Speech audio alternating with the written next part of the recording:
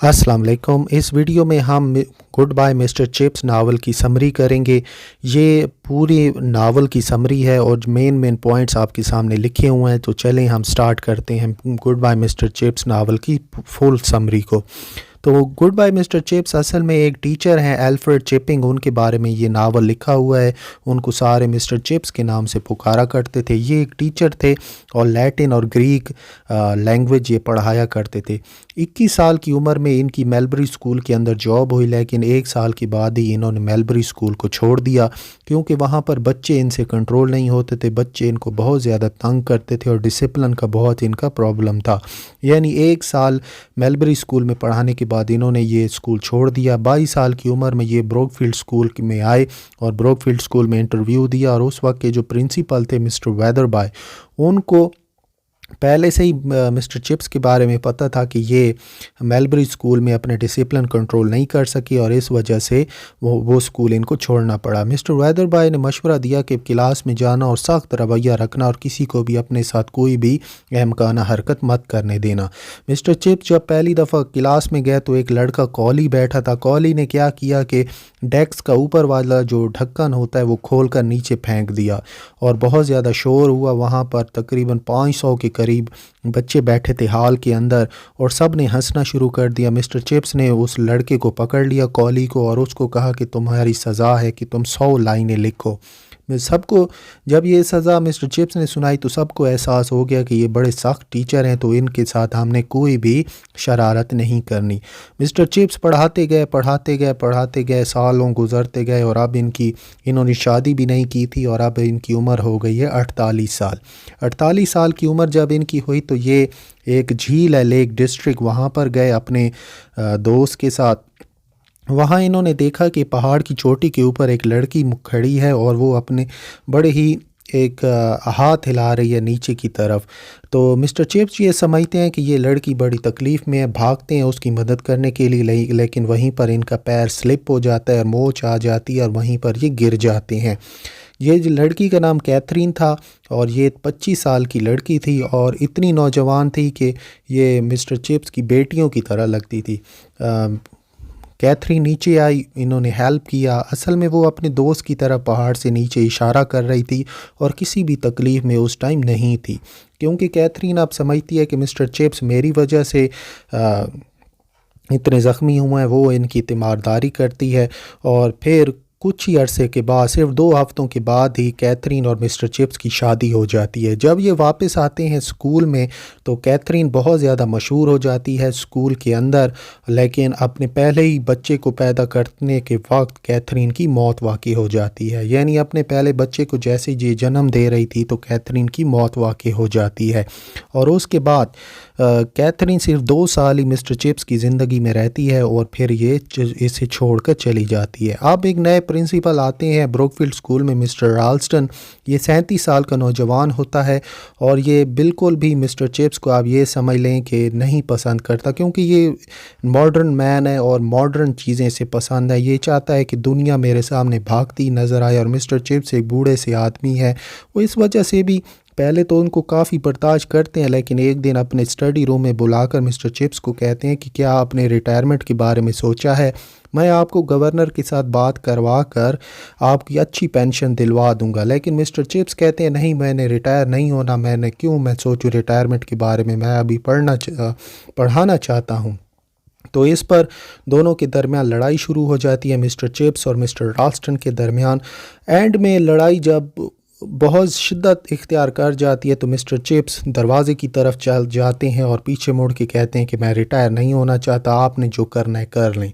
वहाँ पर बाहर एक लड़का मौजूद होता है जो कि ये सारी गुफ्तगू सुन रहा होता है। वो जाके अपने दोस्तों को बता देता है इस लड़ाई के बारे में कि हमारे हर दिल अजीज़ मिस्टर चिप्स को हमारे प्रिंसिपल मजबूर कर रहे थे रिज़ाइन देने पर। और इसके बाद होता क्या है कि एक वालदैन, बच्चे और ये सारे मिस्टर चिप्स के हक़ में खड़े हो जाते हैं और ये ऐलान करते हैं कि अगर मिस्टर राल्स्टन कामयाब हो जाता है मिस्टर चिप्स को निकालने में तो हम यहाँ पर एहतजाज करेंगे और बहुत ज़्यादा शोर शराबा करेंगे और कोई भी क्लास हम यहाँ पर नहीं लगने देंगे। अब क्या हुआ कि जॉन रिवर्स आते हैं। जॉन रिवर्स स्कूल के गवर्नर हैं और ये मालिक हैं और साथ में मिस्टर चिप्स के स्टूडेंट भी रहे हैं। तो यही जॉन रिवर ये मिस्टर चिप्स को दूर क्रिकेट की पिचेस के ऊपर ले जाते हैं और उनसे कहते हैं कि सुना है कि तुम्हारी लड़ाई चल रही है राल्स्टन के साथ। तो मिस्टर चिप्स को वो ये यकीन दहानी कराते हैं कि जितने भी गवर्नर्स हैं वो आपके हक़ में हैं और वो ये चाहते हैं कि आप इस स्कूल में पढ़ाएं, चाहे आपकी उम्र 100 साल ही क्यों नहीं हो जाती। और जहाँ तक राल्स्टन की बात है, अगर फिर वो आपसे रिटायरमेंट का कहे तो उसे कहो हमारी तरफ से जहन्नुम में जाए। तो इस बात पर मिस्टर चिप्स बहुत खुश होता है कि इतना उसे एहसास तब होता है कि मैं इतना मशहूर था और मुझे पता भी नहीं चला। 3 साल के बाद मिस्टर राल्स्टन स्कूल छोड़ के चला जाता है और अब जो नया प्रिंसिपल आता है उसका नाम होता है मिस्टर चैटरिस। मिस्टर चैटरिस एक 34 साल का नौजवान है और ये मिस्टर चिप्स के साथ बड़ी अच्छे ताल्लुकात रखता है। उसे पता होता है कि पिछले प्रिंसिपल ने मिस्टर चिप्स के साथ क्या किया था और फिर मिस्टर राल्स्टन का क्या हशर हुआ। तो ये बड़ा ही अक्लमंद होता है और बड़े अच्छे ताल्लुकात बना के रखता है मिस्टर चिप्स के साथ। मिस्टर चिप्स अपनी रिटायरमेंट ले लेते हैं और रोड के पार मिसेस विकेट के घर रहना शुरू कर देते हैं। लेकिन कुछ ही दिन गुजरते हैं कि मिस्टर चैटरिस आते हैं मिस्टर चिप्स के पास और कहते हैं कि मुझे स्कूल का निज़ाम संभालने में काफ़ी मुश्किल पेश आ रही है, मुझसे स्कूल का निज़ाम नहीं संभाला जा रहा। जो नए उस्ताद आए हैं वो भी सही तरीके से नहीं पढ़ाते, उनसे बच्चे कंट्रोल नहीं होते। आप अभी नौजवान हैं, आप अभी जवान हैं, आप वापस आएँ और मेरी हेल्प करें ताकि मैं स्कूल को सही तरीके से संभाल सकूं। तो मिस्टर चिप्स रिटायरमेंट के बाद दोबारा से ज्वाइन कर लेते हैं ब्रोकफील्ड का स्कूल। अब इसी वक्त में वर्ल्ड वॉर 1 जंग अजीम अव्वल शुरू हो जाती है और एक दिन मिस्टर चिप्स रात के टाइम, क्योंकि ये बोर्डिंग स्कूल था तो क्लासें रात के टाइम हुआ करती थी, तो मिस्टर चिप्स पढ़ा रहे थे अपनी क्लास के बाहर से सायरन बजा कि दुश्मन के जो जहाज़ हैं वो हवा में मंडला रहे हैं और किसी भी वक्त हमला हो सकता है, आप जल्दी से छुप जाएं। मिस्टर चिप्स ने ये सोचा कि अगर मैं यहाँ से कमरे से बाहर निकलूँगा तो भगदड़ बन जाएगी, मेरे लिए अच्छा यही है कि मैं यहीं पर ही कमरे में ही रुकूँ। तो बिल्डिंग जो थी वो बड़ी स्ट्रॉन्ग बनाई गई थी। हाँ, अगर प्लेन सीधा बॉम्ब मारता उस कमरे को जिस कमरे में मिस्टर चिप्स पढ़ा रहे थे तो उनके बचने के कोई चांसेस नहीं थे। और एक बॉम्ब इतना करीब आके गिरा ब्रोकफील्ड के प्लेग्राउंड के बाहर कि ऐसा लगा कि पूरी की पूरी बिल्डिंग बिल्कुल हिल गई है। लेकिन मिस्टर चिप्स ने अपनी क्लास पढ़ाना नहीं छोड़ी। बाद में ये कहानी फैल गई और पूरे गांव में बताई गई कि मिस्टर चिप्स कितने अजीम टीचर हैं कि बाहर बमबारी हो रही थी, गोला बारूद गिर रहा था, लेकिन मिस्टर चिप्स ने अपनी क्लास नहीं छोड़ी। मिस्टर चिप्स और भी ज़्यादा मशहूर हो गए, एक लेजेंड बन गए उस इलाके में। अब फिर मिस्टर चिप्स ने रिटायरमेंट का ऐलान कर दिया और अब कहा कि अब मैं दोबारा ब्रोकफील्ड के स्कूल को ज्वाइन नहीं करूँगा। स्टोरी अब 15 साल आगे बढ़ती है और एक लैनफोर्ड नाम का बच्चा एक बड़े ही धुंध वाले दिन मिस्टर चिप्स के दरवाजे के ऊपर दस्तक देता है। जब मिस्टर चिप्स बाहर आते हैं तो लैनफोर्ड कहता है क्या मिस्टर चिप्स यहीं पर रहते हैं? मुझे लड़के बता रहे थे कि वो मुझसे मिलना चाहते हैं। मिस्टर चिप्स को फ़ौरन पता चल जाता है इस लड़के को तो मैंने पहले कभी नहीं देखा, लगता है किसी ने इसके साथ मजाक किया है। लैनफोर्ड को वो अपने रूम में ले जाते हैं, उसको बिठा देते हैं, उसको चाय देते हैं, कप उसको केक देते हैं और अच्छी गुफ्तगू उसके साथ करते हैं। जब वही लड़का लैनफोर्ड जब दरवाजे तक जाता है अल्लाह हाफिज़ कहने के लिए तो मिस्टर चिप्स उसे खुद लेके जाते हैं दरवाजे तक और वहाँ पर मिस्टर चिप्स लैनफोर्ड को कहते हैं गुड बाय। तो वो लैनफोर्ड पीछे मुड़ के कहता है गुड बाय मिस्टर चिप्स। ये बात सुन के उसको याद आता है कि शादी से पहले की रात कैथरीन ने भी मुझे यही अल्फाज कहे थे, गुड बाय मिस्टर चिप्स। और फिर वो यादों में खो जाता है और उन्हीं यादों में वो गिरता है और बेहोश हो जाता है।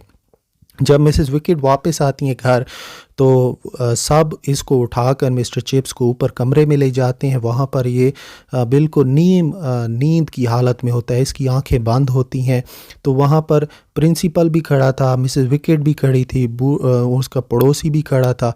तो वहीं पर कोई ऐसी अल्फाज कहता है वो बूढ़ा मिस्टर चिप्स सारी ज़िंदगी बच्चों को पढ़ाता रहा और आज बग़ैर औलाद के मर रहा है। इस बात पर मिस्टर चिप्स अपनी आंखें खोलते हैं और कहते हैं कि मत कहो ऐसा कि मेरी कोई औलाद नहीं है, ब्रोकफील्ड के सारे बच्चे ही मेरी औलाद हैं।